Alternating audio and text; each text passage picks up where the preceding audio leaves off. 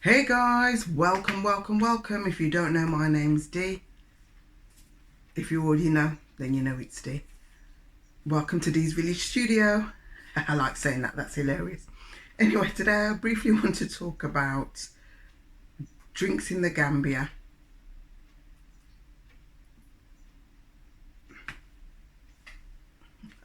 What? Oh dear. Eventually. Welcome everybody. How are you? How are you all doing? Good night, good afternoon, good evening, wherever you are. My name's Dee, if we haven't met before, and if we have, welcome back. Today I just want to briefly talk about, one of the subscribers asked me what foods that you shouldn't eat in the Gambia, or perhaps you should avoid. That's probably more like what the question was.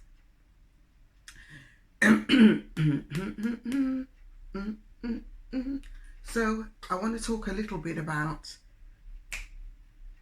not so much foods that you should avoid, because I think those will be particular and personal to each individual, because we are all, our stomachs are very different, our constitutions, as my mum would say, very different, and some people have got the constitution of an ox. It doesn't matter what they eat, they will be fine, whereas somebody else barely puts a teaspoonful of that in their mouth and they're running to the bathroom consistently for the next 48 hours. So what I would suggest for those of you that are coming to the Gambia, then, and if you were traveling anywhere else, not just the Gambia, but we are talking about the Gambia, make sure you bring something with you in case you have an upset stomach. People use different things, but one of, I'm not advertising any brands, but this is one of the things that I use. Cider vinegar. It's used for a whole range of reasons. The organic one is better. It doesn't have to be kept in a fridge, just needs to be kept in a dark place. Shake it well before you use it and dilute it with a little bit of warm water and sip that if you have an upset stomach. It works miracles for me. You know, everybody's stomach is different. Or you can just get regular ginger, fresh ginger, and grate it, or just crush it down with a little bit of warm water, sweeten it if you must, and drink that, because that's very soothing for the stomach. You could also use peppermint, you know, whether it's raw natural leaves or whether it's the peppermint tea bags. Again, that's soothing and calming for the stomach. So all of those things will help you. That will help your stomach. So I never travel without is this colloidal silver. Now you can research like you would anything. Do your due diligence. Don't just take it because I said you should take it. Read up about it. Trial everything in small proportions before you get to where it is you're visiting. Don't wait until you get there and use it and have a reaction. I've got a delicate stomach and I've never had a reaction to either of these things, but we are all different. So I'm not purporting to be anybody that's medically qualified to give you all of these information. So that's the disclaimer. You try them at your own risk. Yes, but anyway, this colloidal silver, it's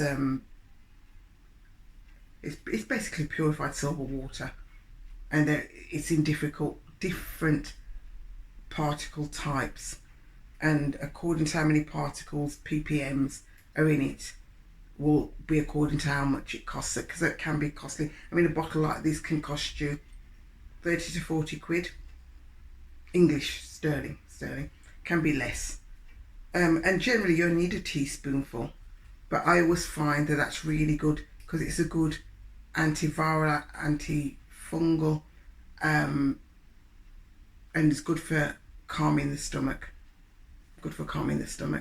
Yeah, and you know, if you've got a spot or a cut, you can put it on. It helps to heal quickly. So it's a good overall all round. So these things would always come in my traveling pack. If I was to make a medicine bag, for want of a better word, these would come in there.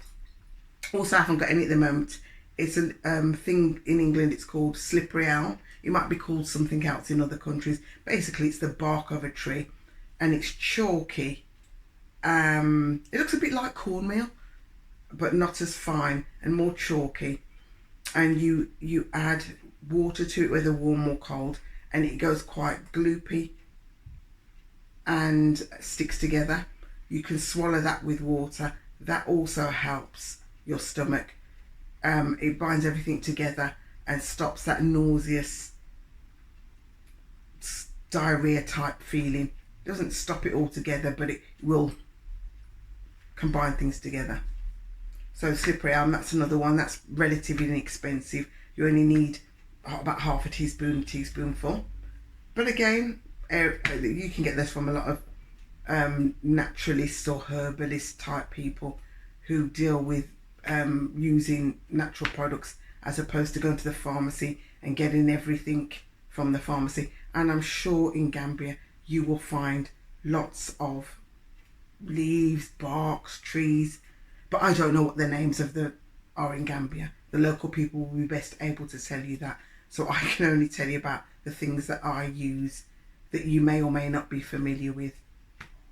I think probably the last one would be, you know, obviously there's the pharmaceutical type things, but I try to use those as a last response. I try to use natural things if I can, and if those natural things can help you get over whatever it is, or at least calm your symptoms. But you also must remember, if you have an upset stomach, you have to consider rehydrating yourself. That's very, very important. Rehydrating yourself at any point is important. Keeping yourself hydrated is important. If you're losing lots of fluids, wherever they're coming from, it's important to keep yourself hydrated. And obviously, if you're in the hot sun, it's even more important to keep yourself hydrated. So, because you'll get an imbalance, and that will cause dizziness and all sorts of other things. So we definitely don't want that. So should you find yourself with an upset stomach, then please, please, please, hey Katu, I'm sure that's please, can't tell you which language, please find yourself, if you need to go to the pharmacy or to the hospital, seek medical attention if that's what you need to do. But if it's mild to moderate and you can manage it at home, you can try the apple cider vinegar, you can try the colloidal silver, either of them. It's only a teaspoonful in a quarter of a cup of warm water or cold water, whichever you choose. As I said, the ginger or the peppermint, any of those will also help. Make ginger tea, make peppermint tea. If anybody else knows any other things that you can use, then pop that down in the comments section, because that will help somebody else. Because, you know, I did a vlog somewhere about trees and, you know, things that you can find in Gambia and that you can pick off the trees that you can make tea with. So I'm sure people will know all of those things. Let me just show you these. Let me put it down because I don't know. Oh, I don't know what I'm doing here. Because it's on a stand, I can't. Oh, you look at my hand. So that is Baba. Or Baboa, depending on how you pronounce things. But anyway, there you go. It looks a bit like scrambled egg to me.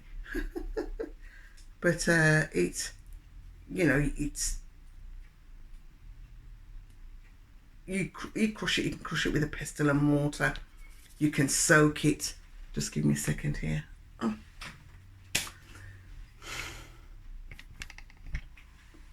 So Bao or Baboa, how you pronounce it, is full of lots of nutrition, and it's also apparently a prebiotic.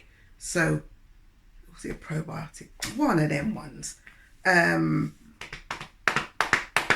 It stimulates the good flora, helps to stimulate the good flora and provide good flora in your stomach lining. So whether it's pre or pro, all you scientists, put it down in the comment section for me, because I can't remember. But needless to say, The reason why I'm telling you about the baobab is that it's all, oh, baobab. Is it baobab? Baobab? Baboa? Whatever. You know what I'm talking about. I've shown you what it looks like.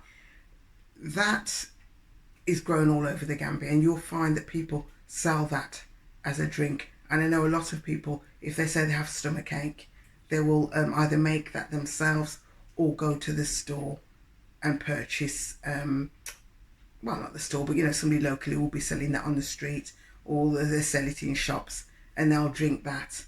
So, you know, there are plenty of local things that you can use. Or pop down in the comment section something that you might use if you had an upset stomach, because each one teach one. We're all here to help one another. I'm saying, as I'm leaving you guys, thanks for taking the time to listen. Thanks for stopping by the channel. If you find anything useful, give it a thumbs up, hit the notification bell. If you feel it's worthy of a subscribe, then do so. If not, it is what it is. But peace, guidance and protection. Until another good time, walk good, walk good, walk good. We're out of here, Kairo.